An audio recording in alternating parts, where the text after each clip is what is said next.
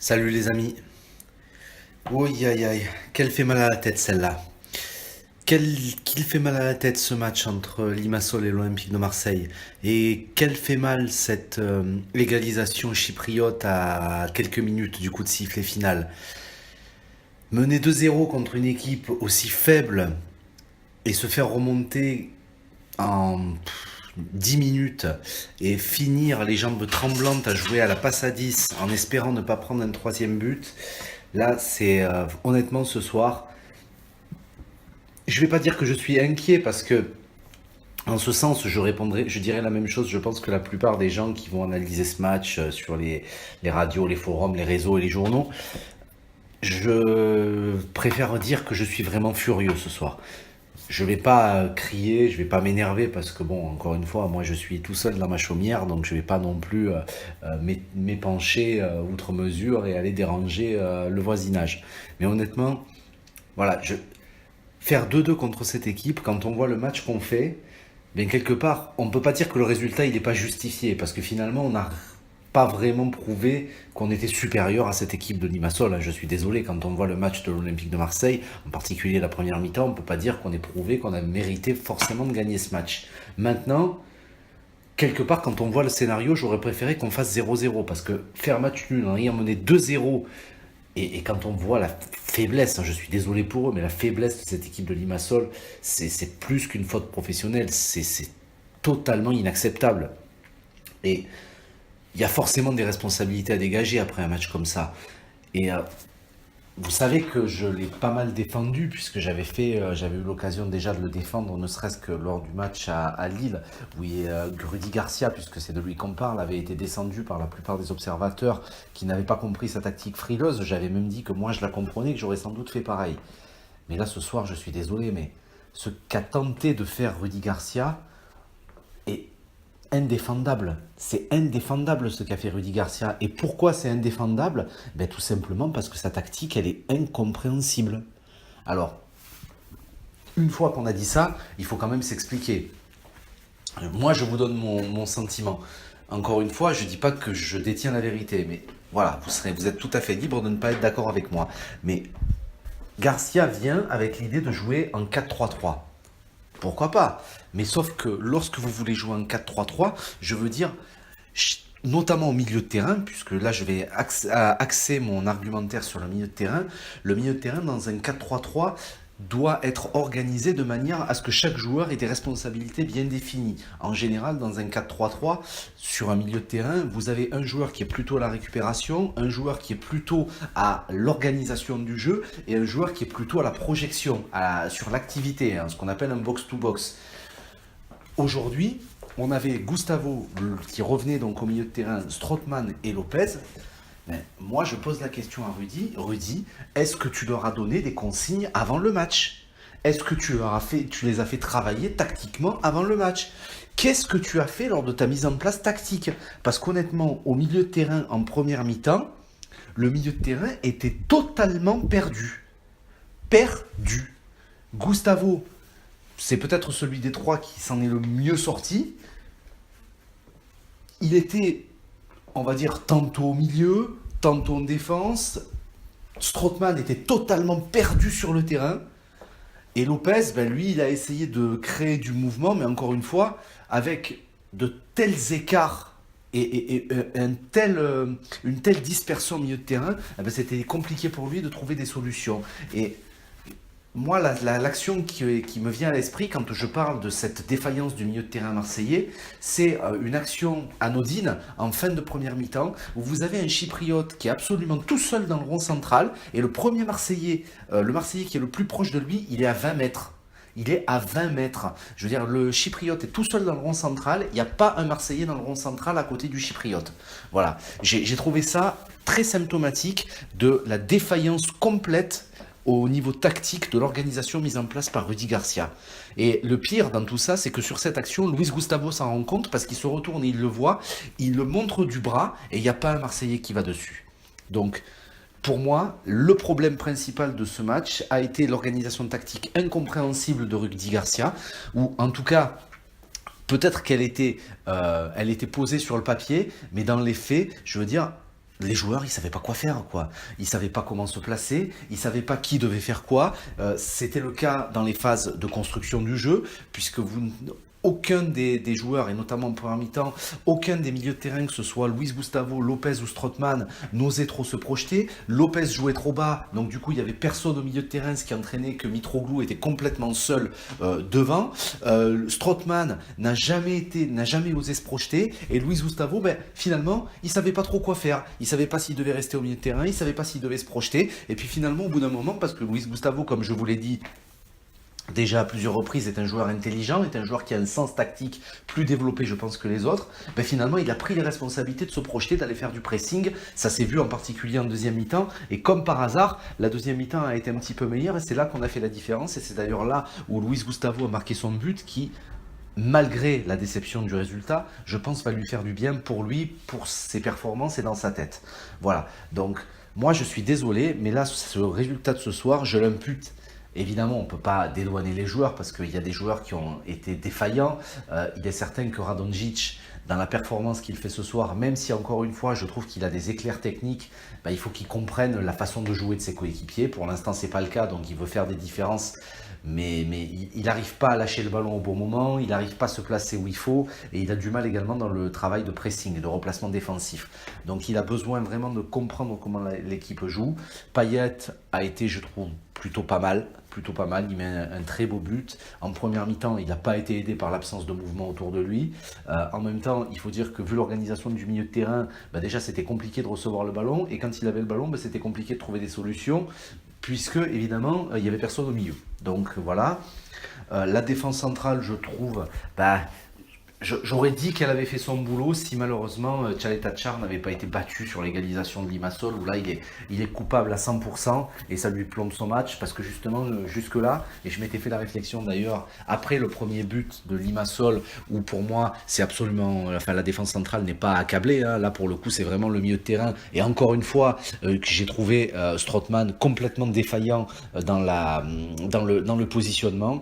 Enfin voilà quoi, sur le premier but, on ne peut pas l'imputer aux défenseurs centraux, et jusqu'à l'égalisation, finalement, j'avais trouvé que les défenseurs centraux avaient fait leur job de manière correcte. Tchaleta-Tchar n'a pas été transcendant, mais il a fait le taf, et Camara a été encore une fois plutôt pas mal. Voilà. Après, les latéraux, eh ben, voilà, même motif, même punition. Je veux dire, à ma vie, le jour où il comprendra que le marquage, ça se fait pas à 10 mètres ou à 20 mètres, bah, écoutez, voilà quoi, on aura gagné quelque chose. Mais voilà, le problème d'Amavi, c'est toujours le même. Le problème d'Amavi, c'est qu'en plus, il fait des fautes stupides qui entraînent des coups francs dangereux, comme ça a été parfois le cas en deuxième mi-temps. Ça, le duo Sakai-Sarr, puisque Sarr est rentré en deuxième mi-temps, puisque Sakai s'était un petit peu blessé en première mi-temps, bah, voilà, ça n'a pas été, enfin, pour moi, encore une fois, ça a été un petit peu en dedans de ce qu'ils sont capables de faire. Bon, après, encore une fois, la première mi-temps, de toute façon, tous les joueurs marseillais ont été en dedans, puisque la première mi-temps a été tellement indigente sur un plan de la justesse technique, sur un plan de l'agressivité dans les duels, et sur un plan du rythme. Donc, finalement, là encore, je l'impute à Rudy Garcia, quoi. C'est une première mi-temps qui est totalement inadmissible quand on sort de 3 défaites en 4 matchs et qu'on veut se relancer en Coupe d'Europe. Faire une première mi-temps comme ça, c'est inadmissible. Donc non seulement Rudy Garcia n'avait pas donné les bonnes consignes à certains joueurs, et entre autres au milieu de terrain, mais en plus, il n'avait pas préparé ses joueurs de la bonne façon mentalement. Donc pour moi, là, autant je défends d'habitude Rudy Garcia, autant là, je lui lance un avertissement. Rudy, il faut vraiment que tu te reprennes. Je veux dire, tu as eu ce genre de problème déjà l'année dernière, en début de saison, après les matchs de Rennes et Monaco. Là, tu retombes à nouveau dans une période difficile pour toi. Il faut vraiment que tu te reprennes, il faut que tu te poses avec ton staff les bonnes questions sur un plan tactique, sur un plan de l'utilisation de certains joueurs. Et surtout, il faut vraiment que tu prennes conscience de la difficulté de la situation actuelle. Et moi, c'est ça peut-être qui m'inquiète le plus. C'est qu'au jour d'aujourd'hui, on n'a pas l'impression que Rudy Garcia, c'était très symptomatique suite au match de Lille, où il disait finalement c'est qu'une défaite, quoi. Non, c'était pas qu'une défaite, c'était une défaite 3-0. Il y a eu des défaillances. Et là, Rudy, le match suivant à Limassol, où on n'est pas capable de gagner, bah, montre encore une fois les défaillances de l'équipe, et les tiennes à fortiori, parce que pour moi ce match et ce résultat il est en grande partie dû à tes défaillances à toi sur un plan de la préparation tactique et sur un plan de la préparation mentale. Donc il faut absolument que tu te reprennes, Rudy, il faut absolument que tu te poses les bonnes questions pour faire en sorte que bien t'assurer déjà que tes joueurs continuent à percevoir ton message et franchement faire en sorte que cette équipe reparte de l'avant parce que si on continue à aligner ce genre de performance, effectivement, j'ai bien peur que la Coupe d'Europe se finisse prématurément pour nous et je me pose aussi des questions en championnat. Donc voilà, donc Rudy, vraiment, il faut absolument, absolument, absolument que tu te reprennes et que tu vraiment te poses avec ton staff les bonnes questions pour faire en sorte de trouver les clés, pour faire en sorte que cette équipe, elle reparte de l'avant, déjà elle se remette la tête à l'endroit, parce que clairement, il y a des joueurs qui sont, enfin voilà, plus du tout quoi. À ma vie, ça fait un petit moment déjà qu'on voit il est vraiment trop dans le confort. Bon, Thauvin, il jouait pas ce soir, mais Thauvin, j'en avais déjà parlé précédemment. Des joueurs comme Strootman, enfin, je veux dire, à un moment donné, Strootman, quand Strootman est arrivé, on a tous écarquillé les yeux, on avait tous des étoiles dans les yeux. Mais punaise, enfin, moi, je parle pour moi, mais j'imagine la plupart des supporters de l'Olympique de Marseille. Mais qu'est-ce qu'on tombe de haut avec Strootman? Mais au bout d'un moment, Strootman, tout, tout joueur, tout Strootman qui soit, enfin je veux dire, il a aussi besoin d'avoir des consignes cohérentes. Est-ce que tu lui dis quoi faire sur le terrain, quoi? Je veux dire, comment est-ce qu'il doit jouer ce type au milieu de terrain? Déjà, je veux dire, il connaît pas forcément la façon de jouer de l'équipe, il connaît pas forcément bien ses coéquipiers, mais en plus, tu le balades dans des schémas qui sont soit en 4-2-3-1, soit en 4-3-3, et puis tantôt tu lui demandes de faire de la création, tantôt tu lui demandes de faire du repli défensif. Donc, au bout d'un moment, il faut le fixer, quoi. Je veux dire, enfin, Rudy, il faut le fixer, ce joueur. Au jour d'aujourd'hui, Strootman, moi j'ai l'impression qu'il est perdu, mais totalement perdu. Il ne sait pas comment se positionner et il ne connaît pas son rôle au milieu de terrain, ce qui est totalement ahurissant quand même. Enfin, pour un joueur comme Strootman, c'est ahurissant de voir ça. Donc voilà, donc Rudy, moi vraiment, il faut que tu te poses des bonnes questions et il faut absolument que tu me trouves les clés pour arriver à donner de la cohérence tactique à cette équipe, parce qu'au jour d'aujourd'hui, cette équipe, elle n'a aucune cohérence tactique et ça va pas, quoi. Enfin, je veux dire, la première mi-temps, c'était absolument inadmissible. Donc voilà, Rudy, on a besoin, tous, nous, à Marseille, on a besoin que tu te poses des bonnes questions et que tu nous remettes de la cohérence là-dedans, parce que ça peut pas durer, quoi. Cette situation, elle peut pas durer. Et autant, je vous dis, j'ai pas envie de me montrer pessimiste ou inquiet, parce qu'encore une fois, je reste toujours, encore et toujours persuadé, malgré les déceptions, malgré les matchs ratés ou indigents, malgré les défaites, je reste toujours persuadé que cette équipe elle a beaucoup plus de qualité que ce qu'elle montre en ce moment et qu'elle a largement le potentiel pour finir sur le podium en Ligue 1 et faire un bon parcours en Coupe d'Europe. Simplement, il faut que Rudy se remette déjà la tête à l'endroit, lui, avec son staff. Il faut qu'il se pose les bonnes questions et il faut qu'ils arrivent à mettre de la cohérence dans tout ça. Voilà, peut-être encore une fois arrêter avec ce 4-3-3, revenir à des certitudes qui sont en lien avec le 4-2-3-1, remettre Payet dans le cœur du jeu parce qu'encore une fois on voit que Payet est le seul joueur capable de mettre de l'huile dans les rouages, remettre donc laisser Gustavo au milieu parce qu'on a bien vu ce soir que c'était là son poste et puis surtout donner un rôle qui soit fixe à Strootman, quoi, parce qu'au jour d'aujourd'hui Strootman il est perdu dans cette équipe.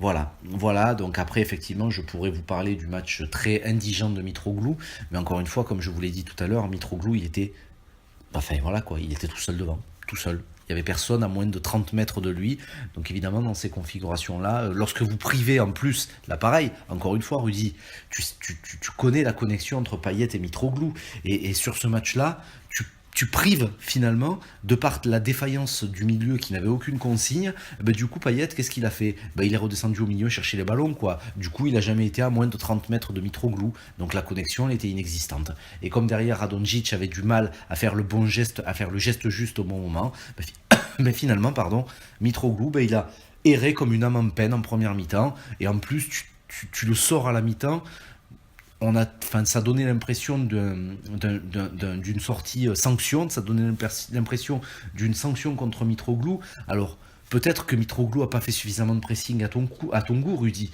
mais en même temps, je veux dire, faire du pressing et ne jamais recevoir un ballon dans le match, je veux dire, Germain, au-delà du fait de s'être un peu plus battu, Germain, ça a été pareil, quoi. Il a quasiment jamais vu passer le ballon. Bon, l'avantage, c'est qu'il Payet jouait un peu plus dans le cœur du jeu, donc du coup il y avait peut-être un peu plus de connexion, mais globalement, c'était largement insuffisant en attaque, quoi.